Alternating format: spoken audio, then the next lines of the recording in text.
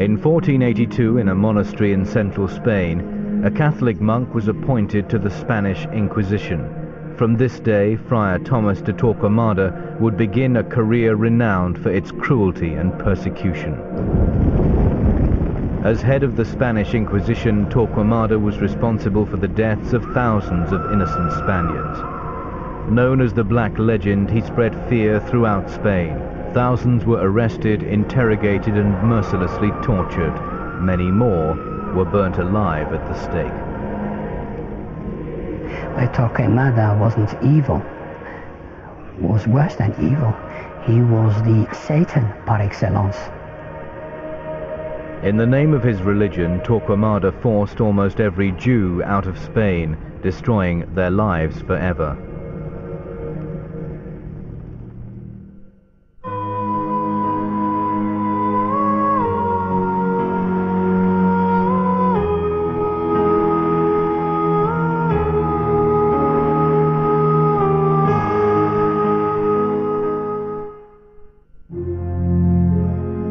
Thomas de Torquemada was born in Valladolid in central Spain in 1420.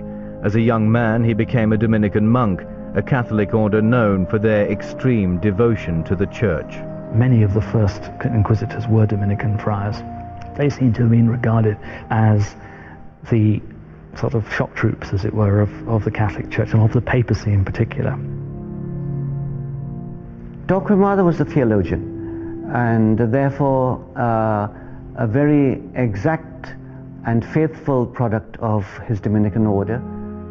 At the time, Spain was a series of kingdoms with their own rulers. Racked by civil wars throughout the 15th century, an uneasy stability arrived in the 1470s with the marriage of Isabella of Castile and Ferdinand of Aragon. They wanted to unite religions in Spain, and of course, since the power was at the hand of the Christians, but cultural union wasn't achieved, and religious union wasn't achieved either, because there were three religions in Spain: the Christians, the Muslims, and the Jews. By the time Ferdinand and Isabella came to power, Torquemada was prior of the monastery of Santa Cruz in Segovia. Evidence of the relationship between Torquemada and the crown can still be seen above the door to the priory.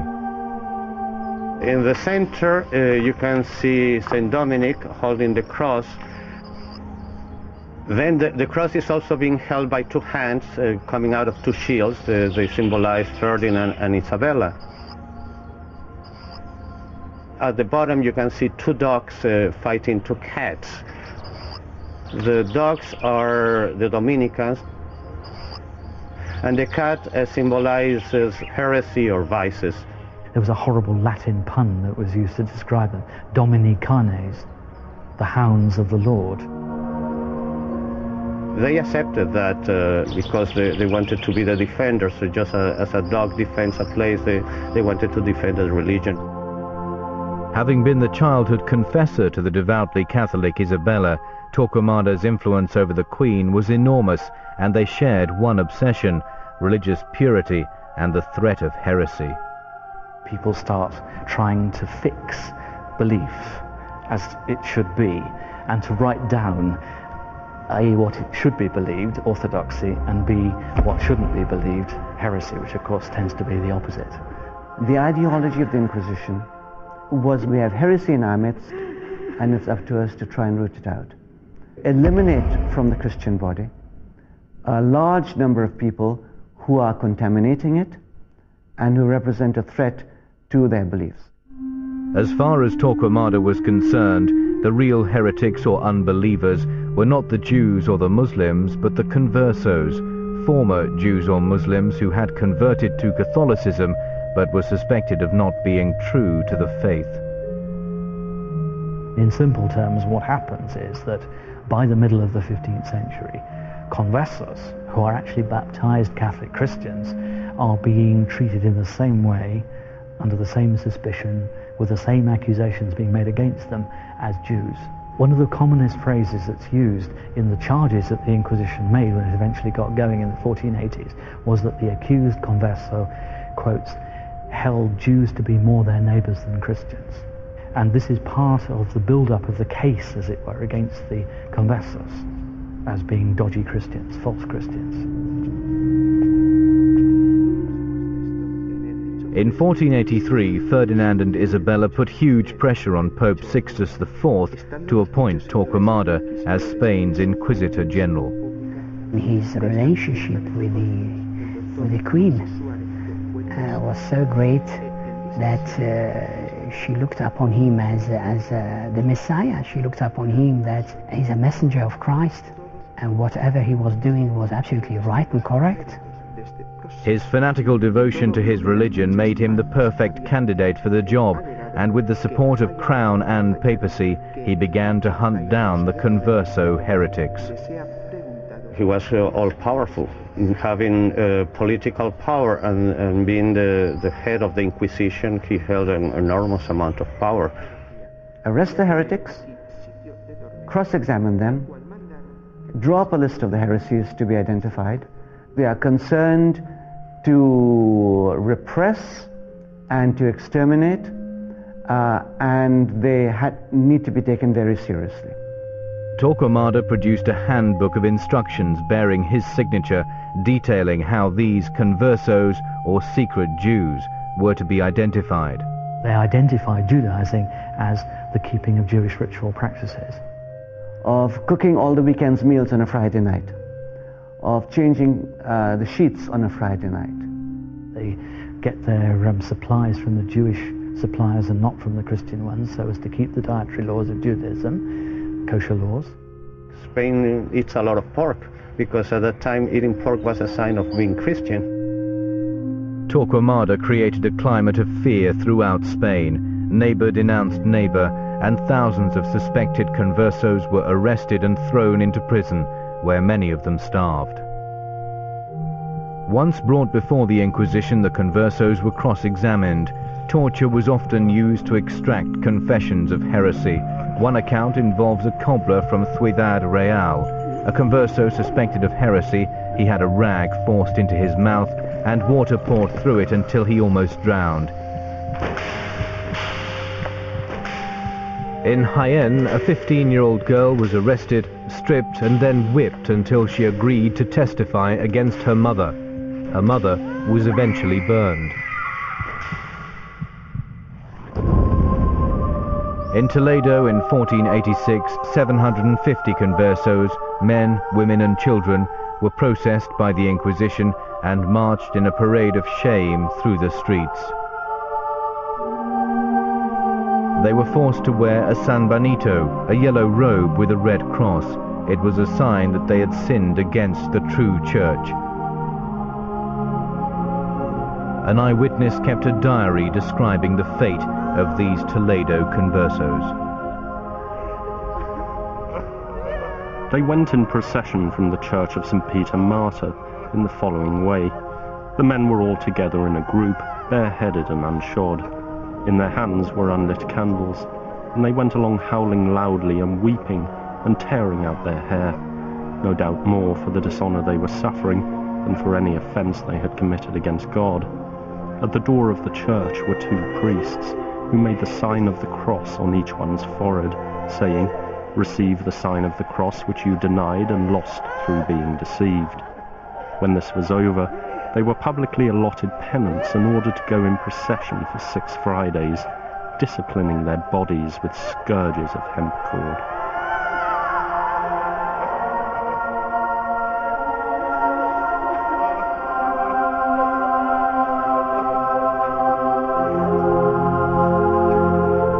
For those convicted of a second offence, the sentence was death by burning.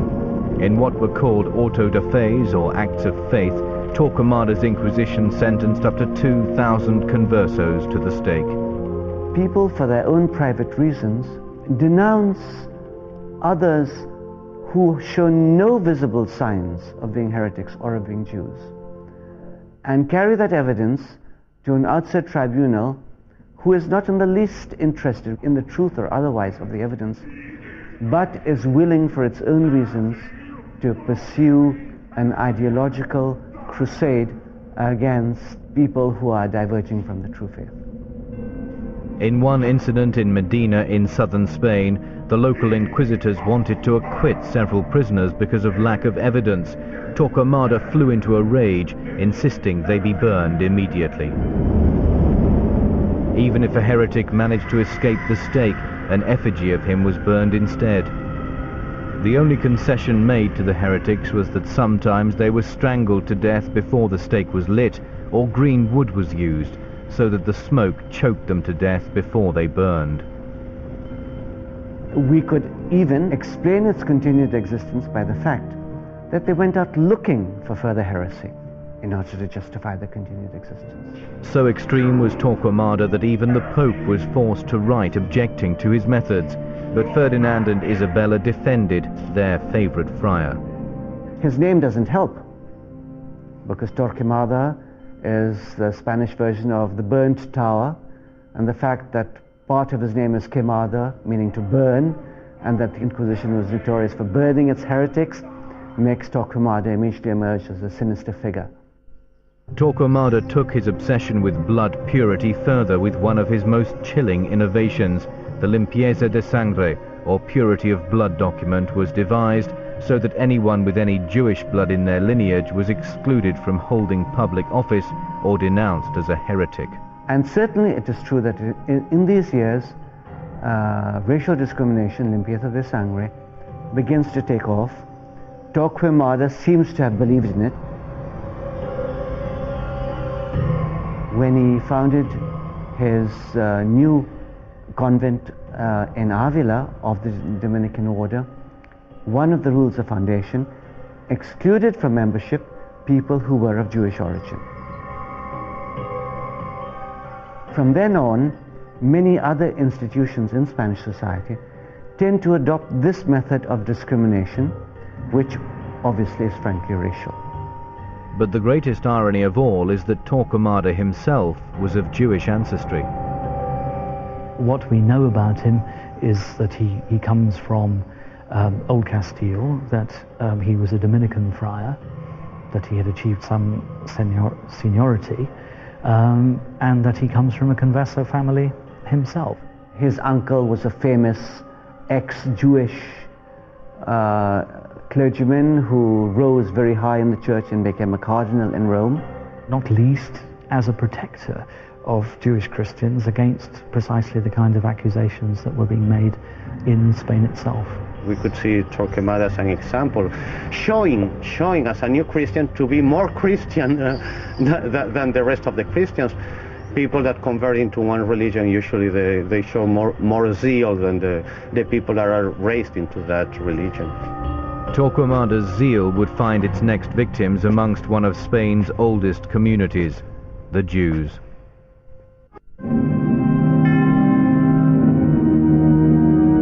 Towards the end of the 1480s, Torquemada's power and influence were at their height.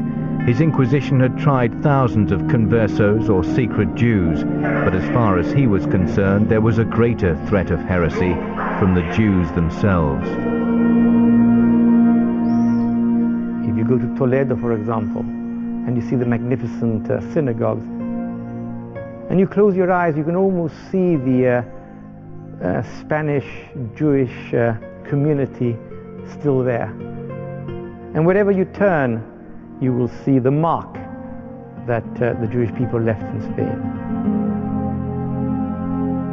The Spanish Jews were an old and well-established part of Spanish society, holding positions in all areas, even in Ferdinand and Isabella's court.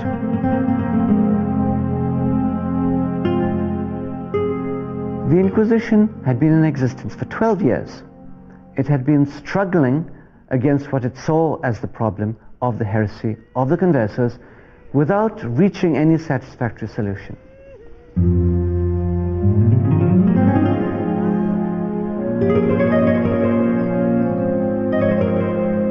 Torquemada believed that the root of his problem with the conversos lay in their contact with the Jewish community. The way forward was to demonize the Jews. His plans were given a boost in 1490. In the small village of La Guardia, 6 conversos and 5 Jews were accused of kidnapping and crucifying a Christian child. This incident, probably fictitious, became known as the Holy Child of La Guardia. The case of the Holy Child of La Guardia is a key example of typical anti-Semitic hysteria.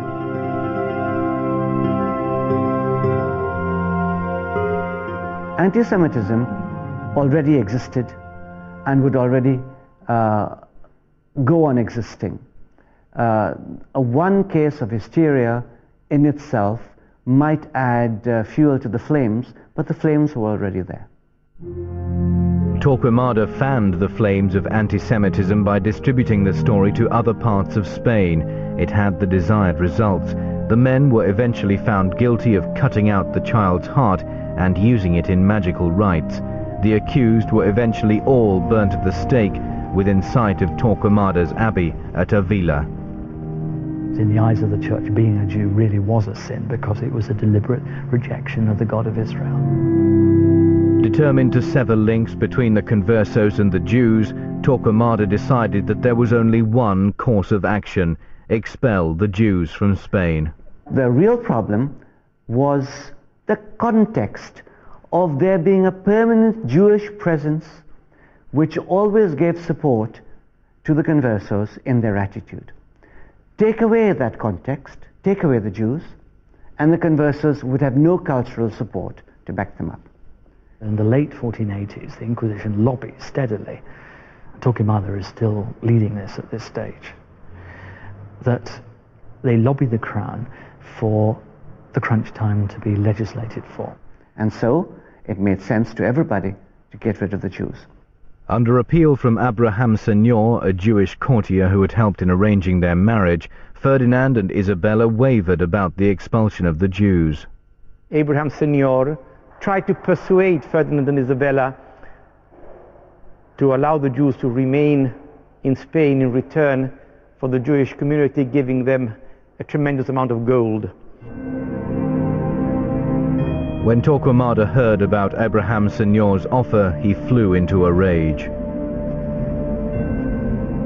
And the king and queen thought seriously about it, because which king or queen would not? And Torquemada, hearing of the possibility that they might change their mind, burst into the royal chambers and threw 30 pieces of silver in front of the king and queen and said, "Judas sold Christ for 30 pieces of silver. If you wish to sell Christ again, here is the money." He was the mastermind behind the Inquisition, and he was the one who was responsible for all the cruelty and the tragedy that our Jewish brethren suffered in Spain at the time. Certainly Torquemada was the decision behind the decree to expel the Jews, because one of the texts which was recently discovered of the expulsion of the Jews says expressly that the Inquisitor General has advised me to expel the Jews.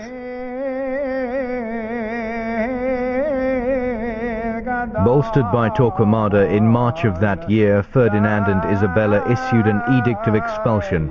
It gave Spanish Jews until July to accept baptism or leave the country. Its terrible words read, "We command all Jews and Jewesses of whatever age that they depart from our said kingdoms and dominions with their sons, daughters, manservants and Jewish attendants, or they shall incur the penalty of death without further trial, declaration or sentence."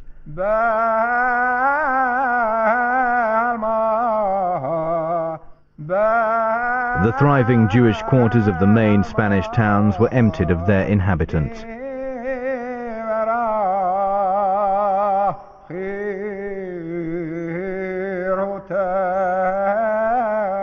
After we had been exiled from Spain, our ancestors have vowed never to go back to Spain because of the suffering we suffered. And for no reason either, just simply because you are a Jew. In Segovia and elsewhere, synagogues were taken over and claimed for the Catholic Church. actually, when the edict of expulsion in 1492 was issued, many Jews of Segovia didn't want to leave, so they moved to the outside the walls of Segovia to the cemetery, asking the kings to pardon them or somehow make an exception of them. Of course, it was to no avail. They had to leave. Torquemada, the devout prior, profited directly from the expulsion. In 1494, Ferdinand and Isabella gave him the Jewish cemetery at Avila for use by his own monastery. It's thought that anywhere between 70 and 300,000 Jews were forced to give up their homes and possessions, fleeing to Portugal, North Africa, or other parts of Europe and the Middle East. And there were terrible, tragic scenes at the time, because very often the ships that would take them away would charge a fortune, and then when they were in the middle of the sea, they would just kill them all and throw them overboard. For those Jews who remained in Spain, Torquemada made sure they were converted. There is no question at all about it that what has happened in Spain is also a mini Holocaust. Of course, we seem to forget about it because it happened 500 years ago. But it is a mini Holocaust. Torquemada, he's the culprit.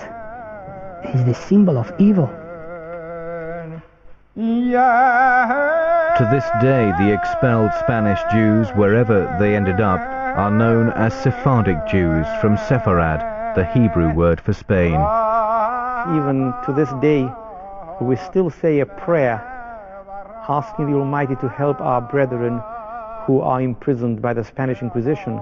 So when we recite that prayer today, we historically think of all those human beings who suffered because of the fact that they wanted to serve their God in their way. Torquemada's relentless pursuit of the conversos and the Jews would continue for another 6 years as the Inquisitor General tortured, burned and expelled his way towards a pure Christian Spain. For today's Spanish Jews, Torquemada's actions were echoed in Nazi Germany over 400 years later. The Jews who went back after the Holocaust to Germany went back virtually immediately after the termination of the war, whereas the Jews waited some 450 years before they re-established Jewish communities in Spain. But the man who had caused so much suffering to so many thousands would escape any retribution. In 1498, at his monastery in Avila, Thomas de Torquemada passed away peacefully.